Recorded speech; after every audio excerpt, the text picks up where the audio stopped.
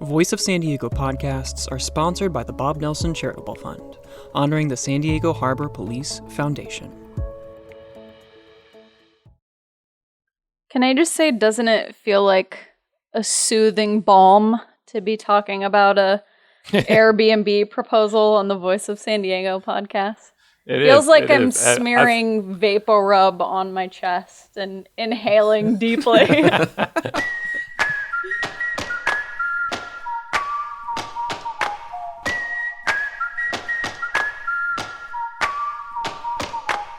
Welcome to the Voice of San Diego podcast in partnership with News Radio 600 Kogo. I'm Scott Lewis, the CEO and editor-in-chief at Voice of San Diego, joined as always by assistant editor Andrew Keats. Hello, Andy. Hey, bud. How are we? Pretty well, thank you. And managing editor Sarah Libby. Hello, Sarah. Hello. Okay, coming up on the show today, we have a lot to talk about with schools.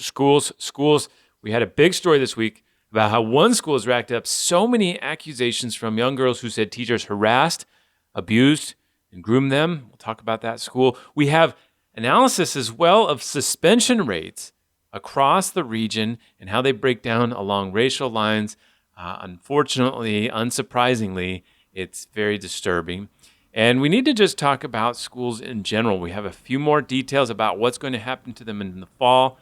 We have even more questions than before, and obviously things are changing every day. And on the second half of the show, a conversation with Cory Briggs. I interviewed him about his numerous lawsuits against the city of San Diego and why he now wants to be the lawyer for the city of San Diego. So it's a big show this week, but first, classic Voice of San Diego podcast content. We've got to tune into a narrative that you might have thought was gone. You might have thought was drowned up in this era of crises about public health, the economy, the reckoning that we're all seeing in our institutions. No. There was a surprise deal announced this week between Hotel Workers Union and a consortium of the biggest providers or facilitators of vacation rentals, all brokered by a San Diego City Council member not named Barbara Bree. Dr. Jen Campbell has come up with a proposal and a deal to try to get vacation rental regulations. Andy, what are the basics of this compromise announced in the eve, probably timed for the Voice of San Diego podcast Wednesday? Yeah, they were like, yeah, that's definitely the case.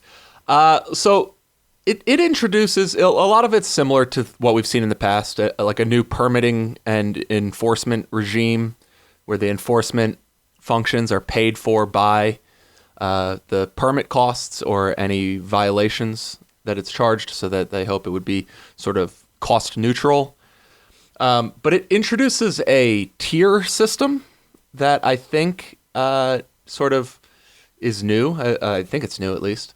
So like Mission Beach would be in its own tier. They would have as many permits as could handle up to 30% of the housing stock in Mission Beach. And they would kind of be their own little bubble. And then the rest of the city for whole home rentals, for rentals where the entire property is rented out all at once, the permits for that would be capped at 0.7% of the city's housing stock, which is something like, it's like 3,000 something permits. So it would severely clamp down on the number that are operating today. And then there would be two lower tiers. One would be for rentals of like rooms within your house. That would have no daily limitation and have no overall limitation. And then if you're going to do rentals for 30 days or fewer, there would also be no limitation on those, but you would have to get a permit. And then but for that most crucial category, the whole home rentals where there is not a homeowner present, that would be capped at 0.7% of the city's housing stock. Homeowners could have only one of those permits at a time. So all of the people who own maybe a dozen properties and operate all 12 of them throughout the city as something of a business, that would no longer be allowed. You could only do one permit per person or LLC. So in essence, let's just do some quick review. So there was kind of unrestricted vacation rentals going on. They decided to start making them pay taxes and stuff like that. But then Mara Elliott, a few years ago, the city attorney says, these are all illegal and you guys need to come up with a way to regulate them. She's like, there's no place in them for the city zoning. And so therefore they are illegal, but she doesn't do anything and the mayor doesn't do anything to actually stop them. And so then they go through what turned out to be like 2 years of devastatingly torturous conversations about it. They got to a deal, or we thought a deal, but then remember Chris Ward, city council member, he got cold feet. He backs out of it. They end up hashing out a severe restriction of vacation rentals. Basically said you can't do them except for your own house when you leave for a short period. Then the vacation rental platforms threw that out with a referendum, and now we're in this sort of moratorium period where they're still going on, but obviously nobody's traveling. It's just weird. And so to have this come up. Now, what's interesting is the deal was between the Hotel Workers Union and these platforms. The Hotel Workers Union, I think, can be credited, at least in large part, with the cold feet that Councilman Chris Ward got when he was coming up with that proposal. This whole mess, of course, led one city councilman, Chris Cate, to say, we are incapable of governance. After it failed one other time in after one of these marathon meetings. And so now this is brokered. It sounds like the essence of what you described, Andy, is that they said there is a cap on these. We will track the cap because we know who can get the permits or not and who's paying the taxes or not. And then we will cap them and we will allow Mission Beach, which was kind of a rogue actor in this because they don't mind it and they traditionally had a bunch there. And then we'll limit the per person who's able to actually have this. So kind of the contours of what we had before, but now the Hotel Workers Union's on board, which is an interesting political step. Yeah, exactly. And so there were no other city council members during this press conference that Jen Campbell held yesterday to announce this deal, including the fact that Councilwoman Barbara Bree, who has been very involved in this discussion since she became a city council member, was also not part of it. And when I called to see what her office's take on it was, said that they were learning about it along with everyone else. So they were not involved in the negotiations. All of that to say, look, we've had an announced deal before, and it either didn't get city council votes or Airbnb wasn't on board, so they collected enough signatures to throw it out. So it's not at all clear that there's going to be enough votes to turn this into a law. So we'll have to watch that. But that's the thing that does seem to be different is that the union is there. So whatever force that they applied in previous instances, that at least seems to be no longer at play. Can I just say, doesn't it feel like a soothing balm to be talking about a Airbnb proposal on the Voice of San Diego podcast? Feels like I'm smearing VapoRub on my chest and inhaling deeply. That's why I wanted to lead. I think it was a great idea to lead with this because it's nice to remember when these minors. Imagine like in this present environment, if we just did a whole episode where we're just like, first up, Airbnb. Next, we're going to talk about the convention center. And after that, we'll discuss what's going to happen at SDSU West. Those are the only topics in the news right now. Moving on. Sarah, if we had in the office a meeting about a series of columns we wanted to do about women's issues, but we left you out of them, it seems like that's probably the feeling that Barbara Bree has. Right. If there's a deal going forward about vacation rentals that she was completely left out of. It's amazing. One interesting thing is that I've been following this bill at the state level written by Assemblywoman Tasha Borner-Horvath that would really sharply curtail the amount of vacation rentals in a lot of coastal areas in San Diego. She introduced that bill last year, but kind of moved it to a 2-year track, so it was still going on this year. And just this week, All the language from that bill got, as they say, gutted and amended and replaced with a completely different measure. So it's kind of interesting timing. I've reached out to them to see if it's related to this city council deal and haven't heard back. But so seems like at least on the state level, there's no longer something moving forward.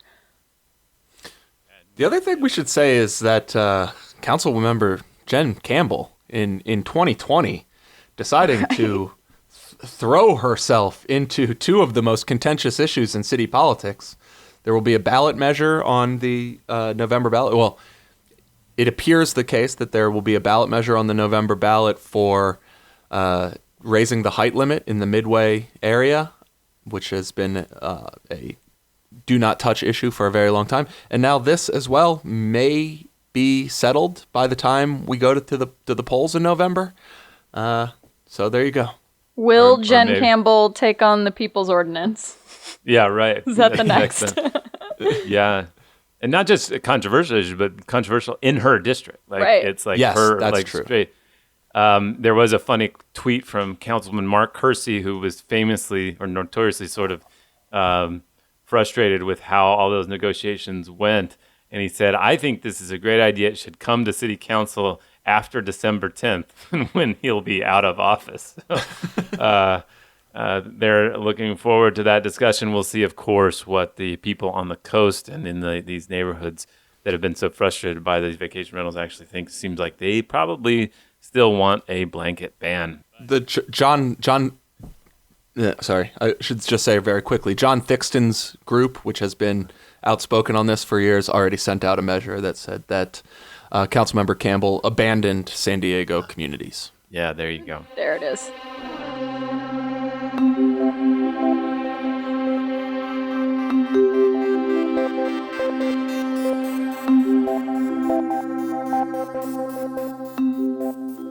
Well, we've reported for years about Westview High School. It's part of the Poway Unified School District, and the school has what we found is a disturbing pattern. Our Kayla Jimenez did a piece this week about an accusation against an employee at the school, and it's the latest in a string of sexual assault and harassment incidents to have surfaced there in the last 10 years.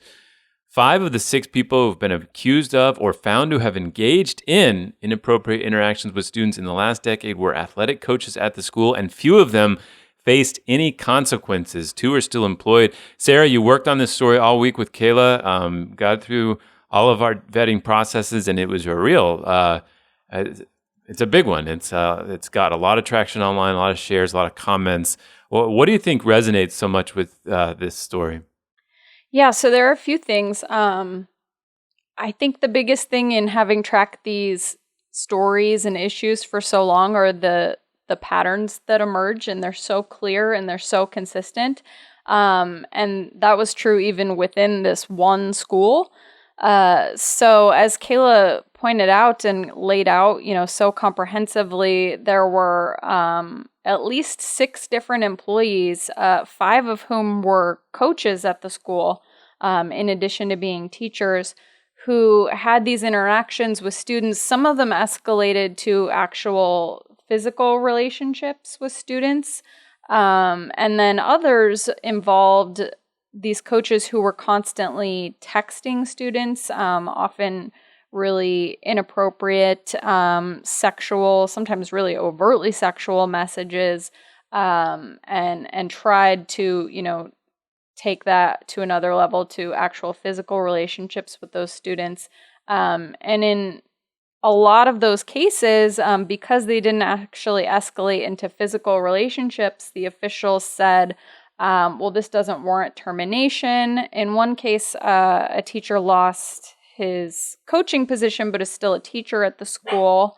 And now another student has come forward and put forward an online petition saying that one of these teachers texted her, when she was a student and when she was a recent graduate, and that this is continuing to be a problem. We're seeing the same stories emerge over and over and over again, and yet nothing has really happened. Yeah, I mean, I think that's the common, you mentioned how this theme is so consistent. It's like you see these rather just horrid examples and pieces of evidence of what some educators do. And obviously a small fraction of the total population, but enough to really impact a lot of people. And then to systemically see them just not dealt with. They're usually just said, well, it's just once, it wasn't that bad, that kind of thing. So one thing that really stood out to me when I was going through this story is, like I said, there are 6 different educators, and so it's kind of hard to keep track of all of them. But while officials were investigating one of these teachers, they learned that at one point another student had reported to a teacher that this teacher they were investigating had slapped her on the butt and done other inappropriate things in the classroom, and that teacher at the time reported it to the principal, and that never went anywhere. The principal just kind of brushed it off, and it didn't really come forward until this same teacher was being investigated for new claims. And so, all these teachers have accumulated complaints from multiple students before it really evolved into an investigation that they took seriously.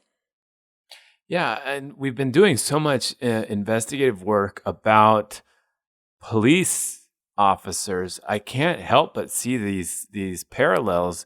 We have 2 groups of public employees trusted with some of our most sensitive obligations in a society. As the social contract we have with them, along with the actual contracts, are like very deeply dependent on trust, and that's what's so hard about all these stories, is that those social contracts being just systematically breaking, just being broken, and I wonder if there's anything, in the parallel universe that you saw a bunch of conservatives talk about Kayla's story this week.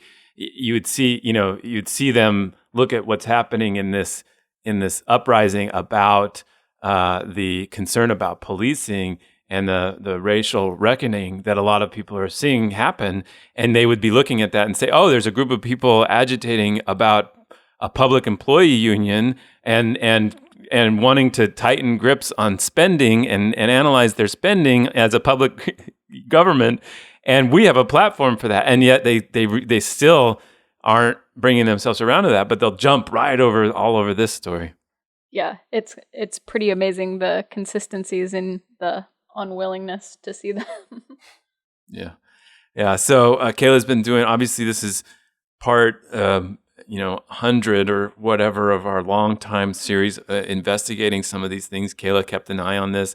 This kind of came up because of that petition you mentioned, right? This caught her eye, and they decided to dig in and remind everybody what we were dealing with at that particular school. It's a well-known, very highly regarded school. Yeah, and I think that kind of factors into it. They have a lot of really active and engaged parents who have consistently brought these issues to administrators and pressed them to do more. And at the same time, the school kind of credits this atmosphere where teachers do feel encouraged to have relationships with students and drive them to and from practice and be kind of buddies with them. They say that's what helps make it such like a special, close-knit atmosphere. So it's really kind of a double-edged sword.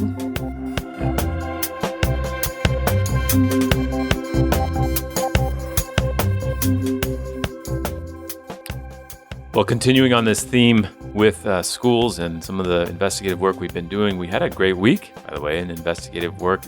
Our reporter, Will Huntsberry, analyzed district data from across the San Diego region from districts that are required now to produce their data about suspensions. And his analysis showed that Black students are far more likely to be suspended than any other racial group in San Diego County schools. He found that Black students are suspended disproportionately to their population.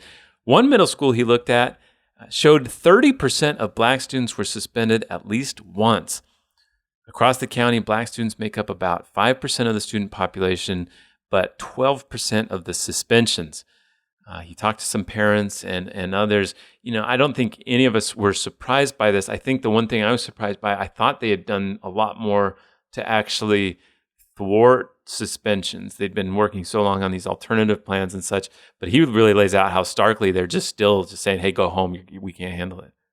So one of the most devastating things about this story, aside from the really comprehensive analysis he did, was he talked to this woman, Kishana Christopher, who's actually a guidance counselor in San Diego Unified, who, we've quoted several times before. I think we even made her a Voice of the Year because she was so outspoken and advocating for her students.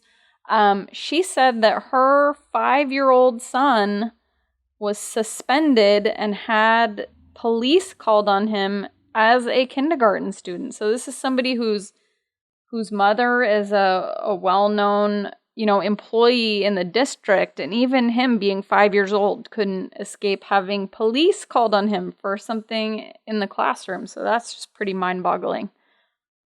I mean, I think this is where some of these issues become really stark for me. I remember kids who did some gnarly things in elementary school, but we've entered a phase, and obviously they had a privilege that when there was a conflict in schools, right now it seems like you mentioned the police, like if there's some sort of obedience problem, some sort of conflict, they have to assert physical almost control over what's happening, that there's no other imaginable outcome other than an escalation of force until it's shut down, until there's submission.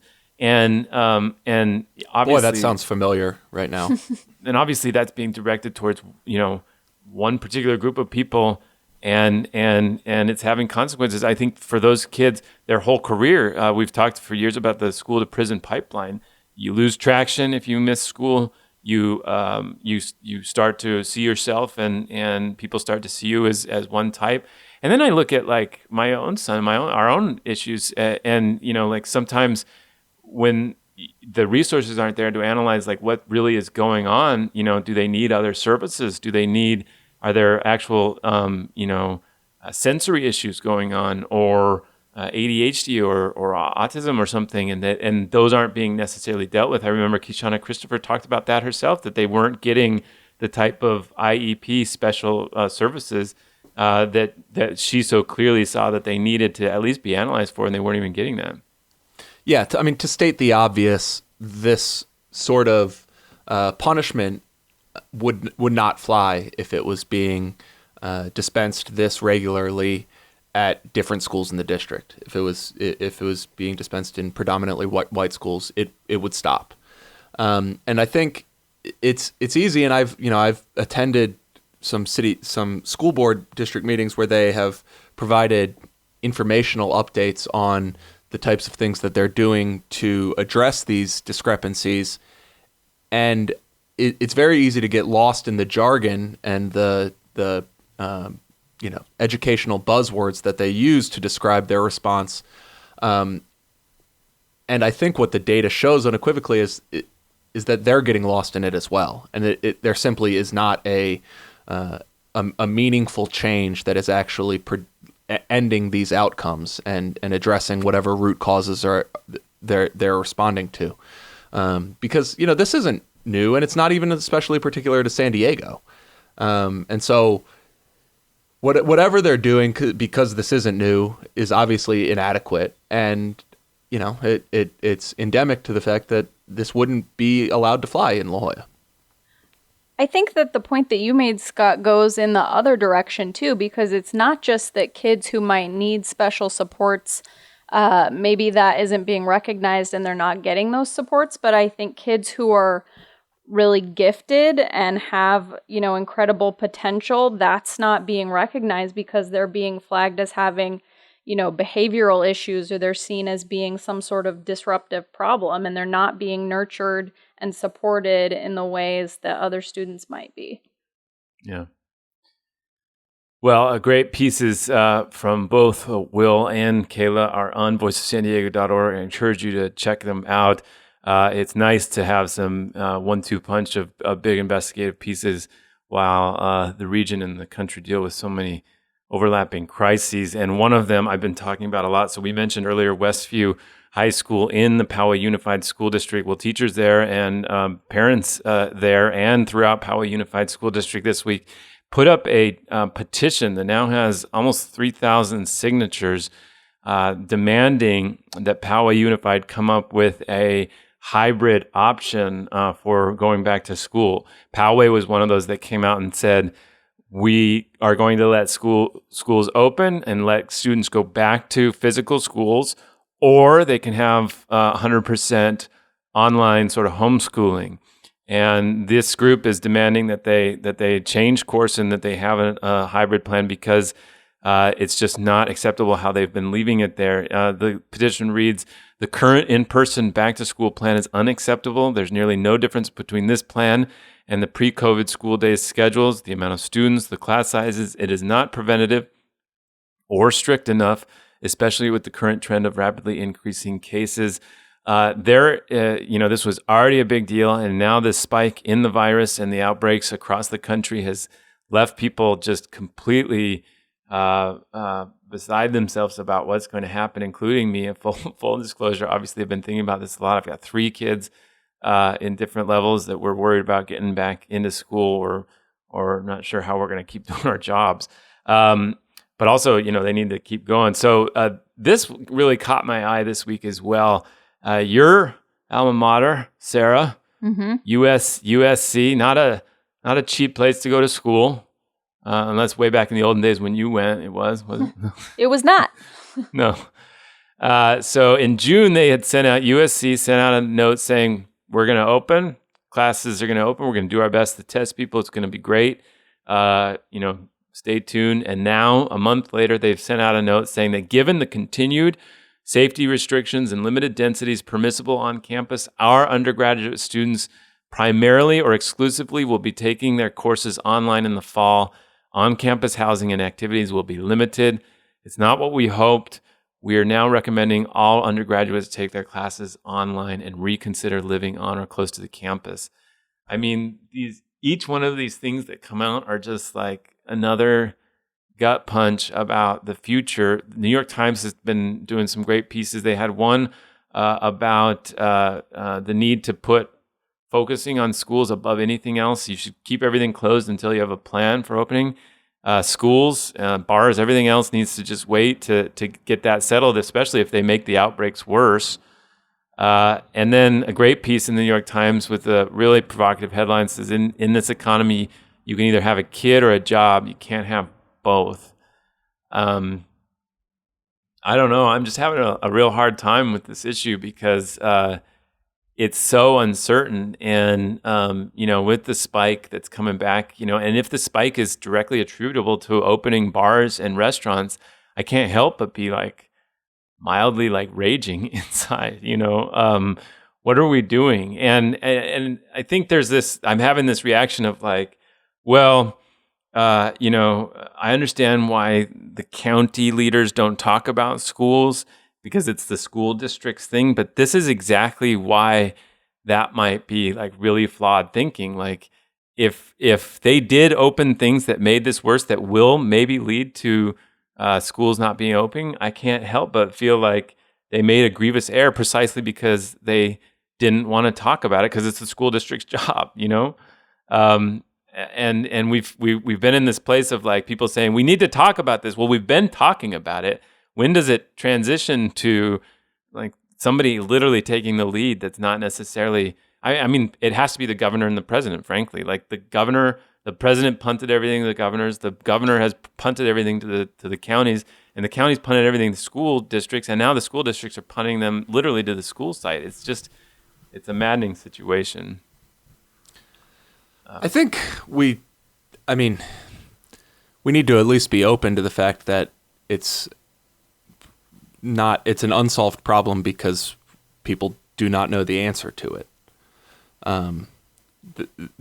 It's not a matter of just wanting to find a solution, but that it's actually a vexing problem and people keep punting because they can't figure it out. And no amount of focusing our attention on it will make it any easier or make the competing interests any less competitive. I get that, but schools in Denmark and other places, they managed. We haven't tracked any outbreaks to the schools that open in those countries. I guess I think that's right. Like when it's like, well, of course America can't figure out this problem. You know what I mean? Like that makes sense, but that still hurts a lot. That's still a painful reality. I think what's really interesting about it is that what we're realizing is that the act of education, of teaching kids something, is one thing, but that schools are probably like 80% the act of logistically managing so many bodies every day.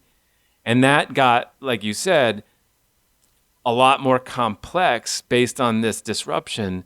And it's just broken. It's broken that ability to sort of handle that, because it just added even just a little variable to what needs to change. It just really confused the process. And now I just don't know if some place like Poway can't have harmony between its parents and its teachers on what they should do. I just don't have a lot of hope for a much more diverse and large school district like San Diego Unified. Yeah, I mean, the other thing I would add, though, is to compare it to Denmark and Europe more broadly, is Europe just didn't fall victim to the same sorts of false choices that we did. They acknowledged that every meaningful decision follows from controlling the virus, period. That a question of the educational system and the question of opening the economy are all subservient to the question about controlling the public health crisis. And we didn't do that. So, like, yeah, Denmark has managed to get schools back open, but Denmark has managed to suppress the virus where we haven't. So now that might circle back to your frustration with the relative hurry to open bars and restaurants before we had figured other things out. And so I take that point, but it's also, it's just a different framing around the same set of issues here, which is we can't be bothered to solve the root problem. And so, of course, we're going to be dealing with every secondary problem for that much longer. Yeah. I mean, I think another point that people are finally starting, I mean, they keep saying we need to talk about this, but they've been talking about it a lot, which is that this is going to fall disproportionately on women if they have, like they've been talking about in New York, and there's a big controversy about this plan to, their kids in New York City are going to go back for a week, and then they're going to have 2 weeks where they don't go to school and they have to learn from home. And I mean, I think that gets back to like, we just can't have a functioning economy if what kids do during the day isn't solved. And I just hope, this other op-ed that came out, there's a lot of talk about, that we don't have a lot of evidence that they spread the disease. Like if we can work hard to make sure they have masks, that they spread out as much as possible outside and in other parts of the campuses, and then build a real world-class like platform for homeschooling for the people who don't want to be part of that. I think that's the answer, but and maybe that's what they're heading towards, but it just feels more uncertain the time goes off, especially when you have like San Diego Unified saying we're not going to be able to even finish the year unless Mitch McConnell in the U.S. Senate gives us a massive bailout. So maybe that's a bluff, but certainly a bluff with my heart as the chips.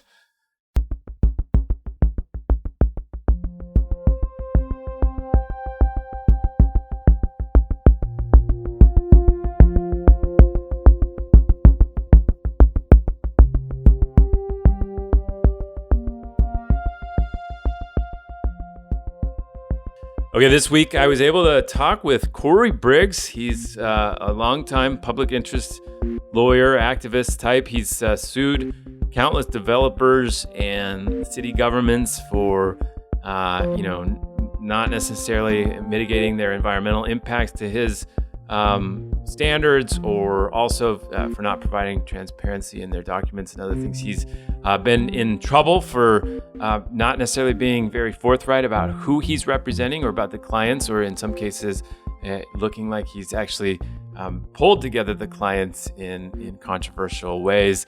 And now he's running for city attorney. He's decided to be a politician. So I asked him, I took questions, and we spent a long time talking. The conversation originally aired on Voice of San Diego at Home. You can check out that live stream at voiceofsandiego.org/at-home. voiceofsandiego.org/at-home. We've been doing that every Monday and Wednesday, having good conversations and taking questions from the public. So this is my conversation with Cory Briggs.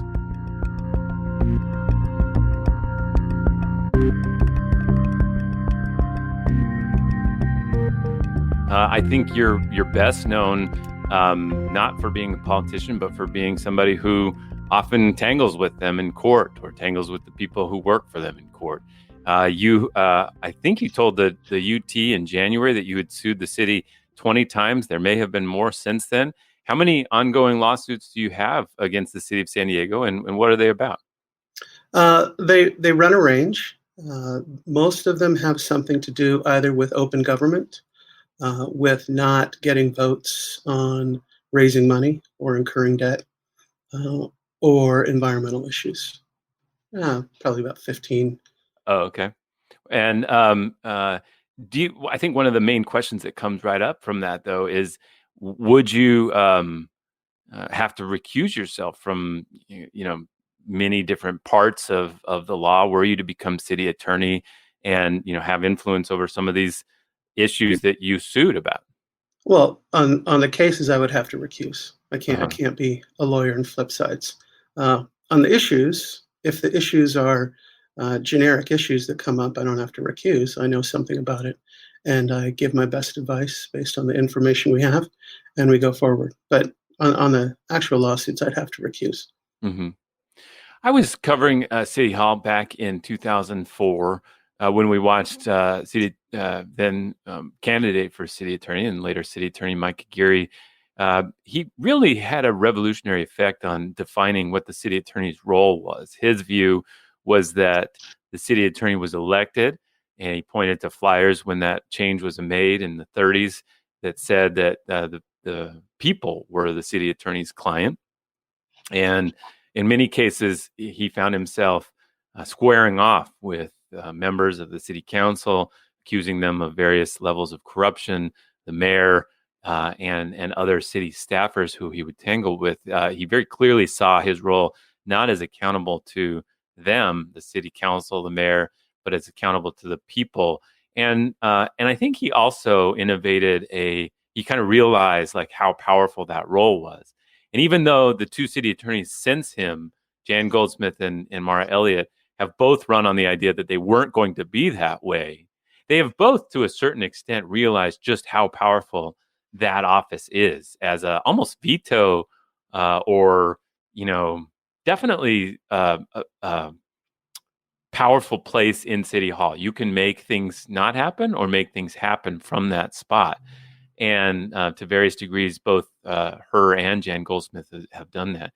What do you see your role, were you to become city attorney? What do you see the role of the city attorney being in that sort of frame? Well, so let's make sure your viewers know that the city attorney really has three jobs. One is to advise the mayor and the city council and the departments. Another one is to represent the city and city officials in court. And the third one is misdemeanor and infraction prosecutions. Those are really the three roles. I view the city attorney's position like this. The client is the city of San Diego. I am accountable to the voters. The voters will decide whether I do a good job or not, whether they reelect me. They are the ones who put me in office. I give advice to the mayor and the city council. They're the ones who have to make the decisions. I'm not the decision maker. So I put forward my best legal advice.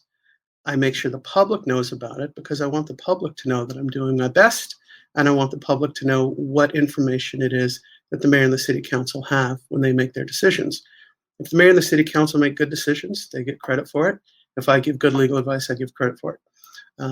If they make bad decisions and I gave good legal advice, that's on them. But my motivation is to protect the city, to protect the taxpayers, to honor the will of the voters. They're the ones that I'm ultimately responsible to, and they are putting me in position to go work with the other team members. The team members being the mayor and the city council and the departments. We're seeing a ballot measure move forward right now about that specific role.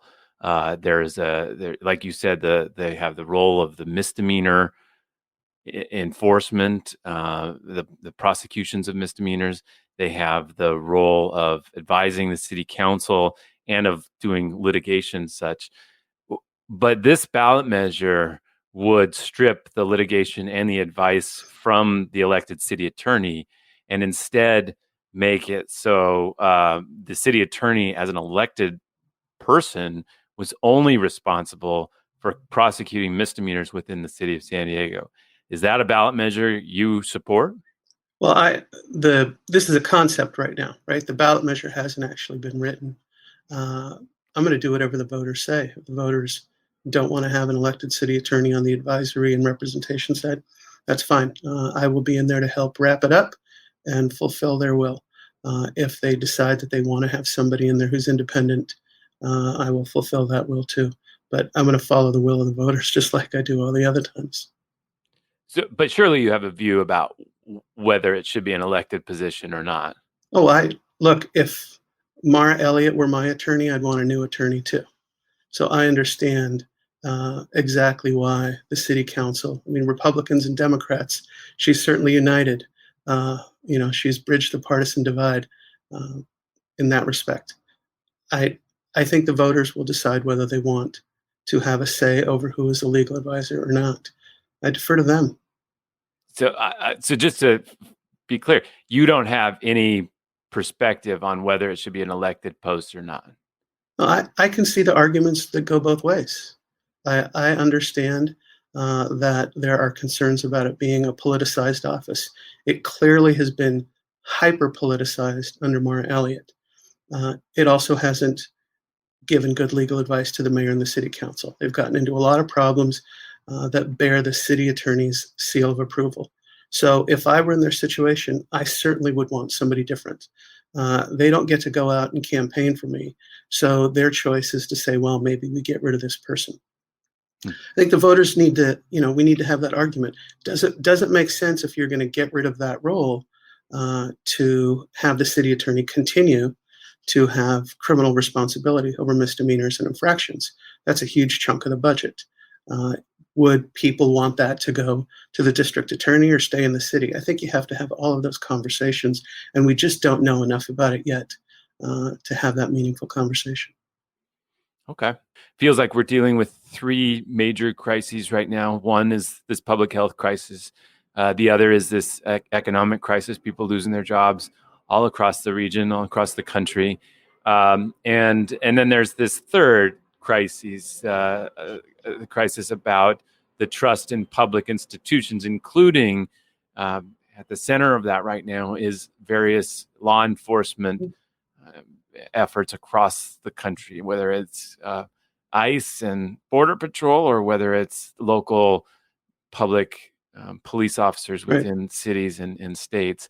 You wrote an op-ed for the UT and you said, for too long, politicians have done their best to push wages down while union bosses counter with bad cop protections and promises that the union will endorse and spend money on politicians when they run for re-election. What you're saying there is that instead of giving them actual money, they exchanged that for, they said, well, we can't give you money. We'll just protect your worst actors. Is that what you're implying there? Yeah, there's a trade-off. You get what you pay for.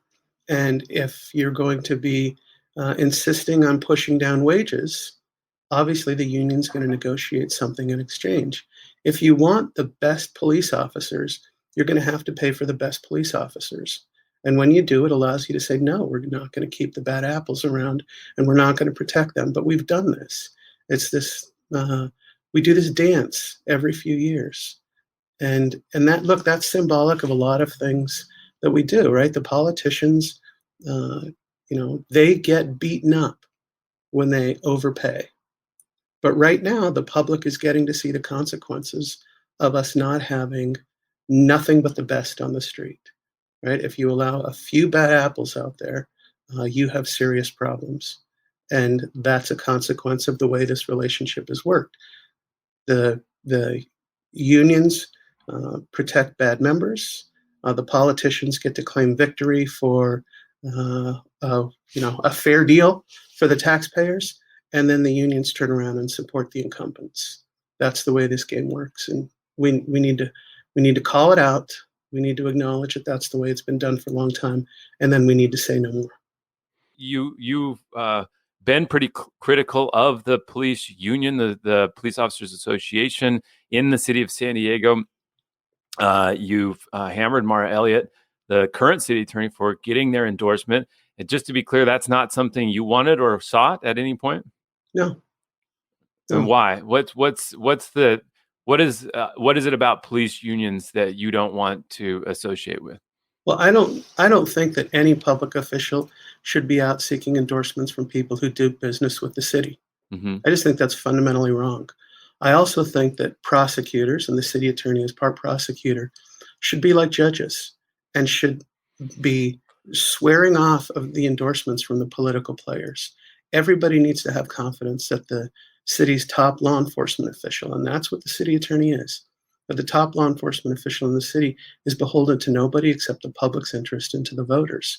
And when you start taking these endorsements from people who are doing business with the city, who have inside tracks, who are special interests, people legitimately question whether your loyalties are to the public or to those special interests. I just swear off of it altogether. You mentioned you've been covering City Hall since 2004.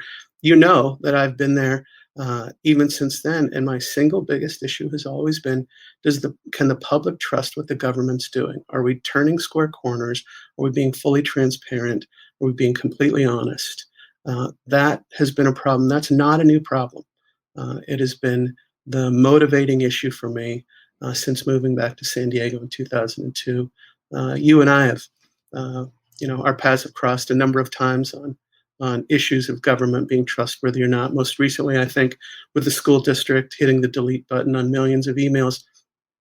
And I take a pretty firm, unforgiving stance on transparency and making sure that we follow the rules, because that's what separates us from places where most people don't want to live. On this question of police, sometimes I hear things later and realize they were interesting. You said, we don't have the best police force because we don't pay enough. Are you actually saying that we should pay officers significantly more? Yes, I think that that the officers that we hire should be able to afford to live in San Diego. They should be able to afford to raise their families and be part of the fabric of our communities. And we don't have that now. We have officers who are commuting an hour or more. That's not, what you hear politicians often say that we can police ourselves, right? In various contexts. Yeah, we should be policing ourselves, and our officers should be our neighbors. And we don't pay our officers enough to be our neighbors. You're saying, I think, something that I can grok, which is the idea of look, we should have the finest people, but we should also have the finest oversight of them. We should be able to evaluate and remove them quickly if needed. One of the arguments against that historically in public employee situations is that a political actor, if given freedom to fire public officials, public employees, would use that inappropriately, and that thus public employees, teachers, police officers need to have intense protections against that, and that's why it's so hard to fire them. I mean, do you have a response to that? Well, some of that's already written into the law. For police officers, we have the Peace Officers Bill of Rights. What I'm talking about is the city's union contract that goes beyond that, right? At the city level, we can't change state law. That's above our pay grade. But we shouldn't be negotiating protections for bad officers. Yet we've done that in the contract right now, and we've repeated it over a dozen times since we did the contract about 5 years ago. So, yeah, if you are going to be a public official, you're going to have to turn square corners. You're going to have to be completely transparent. You are held to a higher standard. It's a significant responsibility. It's a tough job, but we have to hold people to high standards. When we don't, we end up with problems, and we're seeing that now. It's kind of the opposite of defund the police then. You want to fund them, but in exchange get some power. Well, defunding the police, that's a somewhat different issue. I'm talking about having community policing. You can't have community policing if your police officers don't live in the community. It is by definition. So we should make it so that our officers can live there. Now, I realize that the city recently created a program where officers can get a loan. Apparently, we've gotten some matching money to do that. That's all fine and good, but we should have been doing this for a long time. The point of the comment that you read from my op-ed is that for a long time we've been ignoring this, and it needs to be part of the normal way we do business. Our officers should come from our community. We should do everything we can to have San Diego officers, San Diego residents patrolling San Diego streets. What you ask the officers to do, that's the defund the police issue. And that's a separate question. But we should have San Diegans. They should be able to afford to live here, raise their families here, and be part of our community. But you are on board with that sort of middle idea of the defund movement, which is I feel like, let me just add context. There's sort of two iterations of defund police. One of them says, start over, disband everything, and rebuild a community policing system or public safety system from the ground up. And then a second version says, we have added too many responsibilities to the police departments. It's making it so that they respond with weapons, firearms to situations that do not need to get that violent. And thus, we should cut out all those situations, defund that, and fund some other response to those situations. I would gather from what you said, you're kind of on that latter camp. Yeah, I think that's where San Diegans are. Right? San Diegans are a fair-minded bunch. They see what's going on in the protests. Nobody thinks that others should have to suffer an injustice that they aren't willing to suffer themselves. San Diegans are there. At the same time, San Diegans, in large part, are satisfied with the police department. There's room for improvement, but the majority of San Diegans are not in favor of getting rid of police and starting from scratch. So that's why in my op-ed I said we need to be asking the questions that we've not been asking for a long time, and that is, what do we expect of police officers? One more point on this criminal justice such stuff. You made a point in one of these emails that Mara Elliott keeps a secret, quote, Brady list, a list of officers known to falsify police reports and then lie in court, but she refuses to disclose it. If we want ethical and competent cops, we must equally insist on ethical and competent city attorney. She blasted that. She sent out her own letter. It was a little bit vague. It was hard for me to quite understand her point in it, in the sense, but what she was basically saying— You weren't alone, Scott. She was basically saying, we don't release that. What we do is provide it to defense attorneys when their clients are accused of something, and the police officer's word is the accusation, is the heart of the accusation. So we disclose potential challenges with that officer's word, with their ability to be trusted when it's appropriate. And she said, quote, the Brady list protects the rights of the accused by ensuring that those records of misconduct are fully disclosed to defense attorneys. Why is that inadequate? Well, for a number of reasons. First of all, the Brady list is different from Brady evidence. Brady evidence is what the Supreme Court says prosecutors must turn over to defense lawyers and to the accused if there's any exculpatory evidence, any evidence of bias or dishonesty by the police officers involved in the case.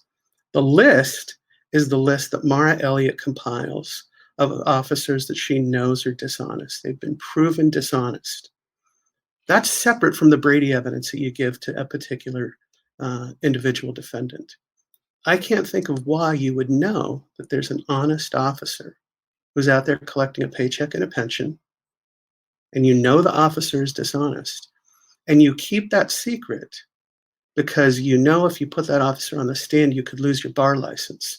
That's what this is about. If you put a dishonest officer on the stand knowingly, you know the officer's going to tell a lie, you know the officer's manipulated evidence, the lawyer loses the lawyer's license. If you protect those officers, you're essentially just trying to protect yourself. Those officers have no business being on the street. They have no business being on the public's payroll. So there shouldn't be a Brady list. If you know the officers are dishonest, you should take action to do something about it. The other reason her memo was disingenuous is because she can prosecute dishonest officers. It is a misdemeanor to falsify a police report. It is a misdemeanor to work with somebody to procure false evidence in a case. If those are the reasons why you have people on your Brady list, it's absolutely within your purview to do something about it. And yet she has done nothing. You can go look at the court records. We don't have any cases of the city attorney's office under Mara Elliott going after dishonest cops, yet she acknowledges she has the list. She even said in writing that it's better for the public not to know whose name is on the list. That's a problem. And the third point with the Brady evidence is that in California, it doesn't have to be turned over until shortly before trial. But most cases are resolved through a plea bargain, which means defendants are admitting to crimes, often lesser crimes, that get reduced so the prosecutors don't have to put on their case. They agree before they've seen the Brady evidence, because the Brady evidence doesn't have to be turned over until shortly before trial. So if you're cutting a deal because you're afraid of what's going to happen to you, and the prosecutor has not told you that there's exculpatory evidence, that's not right. And this whole idea of holding back, it reveals an attitude that the goal of prosecutors is to get convictions. That's not correct. The Supreme Court has said this many times. Other courts have said it many times. The prosecutor's job is unique. Unlike private lawyers whose job it is to get a good outcome for their clients, the prosecutor's lawyer is to achieve justice for the system, for the public. And sometimes that means not getting a conviction. Mm-hmm. So if your goal is just to get conviction numbers up, that's wrong. So I have a lot of problems with the Brady list. There's one other issue, and that is when it's secret, you can have good cops put on it because they wouldn't politically support the prosecutor, right? They wouldn't endorse, they wouldn't cut a favor. And they get put on this list, and then they get blacklisted. They can't get promotions. They can't get other opportunities. That's not okay either, right? We need to celebrate the good officers, not put them on blacklist because they won't, yield to the will of the prosecutor in political things. So you would publish the list right away? I just wouldn't have a list. Oh, okay. There's the officers who are known to be dishonest need to be prosecuted, or they need to be moved on so that they cannot be in a position to harm people or harm the system. The good officers should not be on a list. One of the recurring criticisms that you face is that you've sued so many developers and agencies and such on behalf of clients who are often hard to identify. It's often hard to find them. You sometimes refuse to disclose them. You faced criticism even from judges and sanctions. Do you have a response to that? Is there sort of an overarching way to explain that sort of constant thing that's dogged you as a public interest lawyer? There's two ways to explain it. Every time I represent an organization, when we go into court, some member of the organization has to identify himself or herself. So it's simply false to say that my clients are not known to the courts. This issue has been litigated in court several times. Every time the judges say, yes, these are the people, we agree with Mr. Briggs's clients. because it's salacious to write a story that Briggs doesn't have clients, that's the part that gets published. Nobody publishes the follow-up that says, no, the judge said everything was legit. The other part of it is, that whole story came up several years ago. It was part of a smear campaign. I've responded to it and explained why it was not true. It's been investigated by the state bar. The state bar has more than once given me a clean bill of health. But it's just something that folks who don't want an outsider in the city attorney's office like to drum up and throw out. It comes with the territory. That's fine, but have you ever created a client to represent as opposed to a client come to you to represent? No. Cory Briggs, thanks for taking the time. Thanks, Scott. We'll probably bring you on again before this all gets resolved. I appreciate you coming on. I look forward to it. Thanks very much. All right. Thanks for listening to the Voice of San Diego podcast. It's the most popular public affairs podcast in San Diego. Keep up with all of our big investigations and daily news with the Morning Report. We put that together for you every weekday. Sign up at vosd.org/morning. I'm Scott Lewis, CEO and Editor-in-Chief. Andrew Keats is Assistant Editor. Sarah Libby is Managing Editor. And this show is produced by Nate John. Thanks for listening. We'll talk to you next week.